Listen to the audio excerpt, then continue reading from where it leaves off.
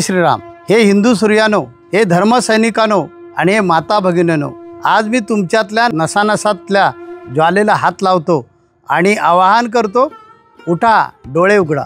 जिथे आपल्या लाडक्या श्रीकृष्णाने जन्म घेतला ती मथुरेची पवित्र भूमी आज सुद्धा कोर्टाच्या कचाट्यात कैद आहे। श्रीकृष्ण जन्मस्थान आणि मशीद यांच्यातील भिंत आजही वादाच्या भोवऱ्यामध्ये अडकलेले आहे। ही झालेली जखम आहे ती उघडी किती दिवस ठेवणार?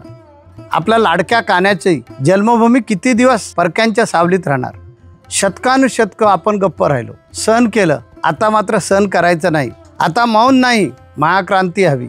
आमचा वेद गजरतो, धर्म रक्षिती रक्षता। धर्म वाचवणाऱ्यांचा रक्षण धर्म करतो। म्हणून आता वेळ आहे सिंहनाद करण्याची। पुढची पिढी आपल्याला विचारेल, तुम्ही काय केलेत? जर या श्रीकृष्ण जन्मभूमीसाठी आपण काहीच करू शकलो नाही तर पुढची पिढी तुम्हाला कधीही माफ करणार नाही। म्हणून श्रीकृष्ण जन्मभूमी मुक्त झाली पाहिजे। ही जमिनीची लढाई नाही, ही आत्म्याची लढाई आहे। आत्म्याची ज्वाला आहे, धर्माची हुंकार आहे आणि भविष्याच्या वंशाची गर्जना आहे। म्हणून सगळ्यांनी जागे व्हा आणि विश्वनारायण महायज्ञ दिनांक 15 आणि 16 नोव्हेंबर 2025 वरळी मुंबई येथे होणार आहे। श्रीकृष्ण जन्मभूमी संघर्ष न्यास यांनी हा आयोजित केलेला आहे।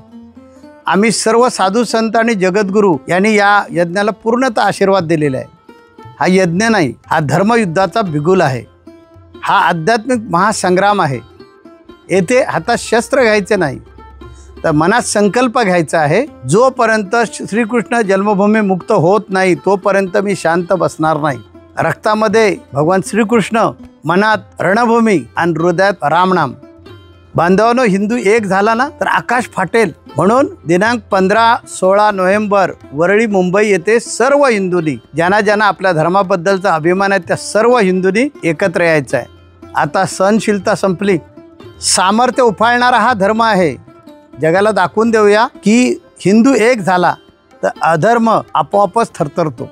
जय श्रीराम, जय श्रीकृष्ण, भारत माता की जय।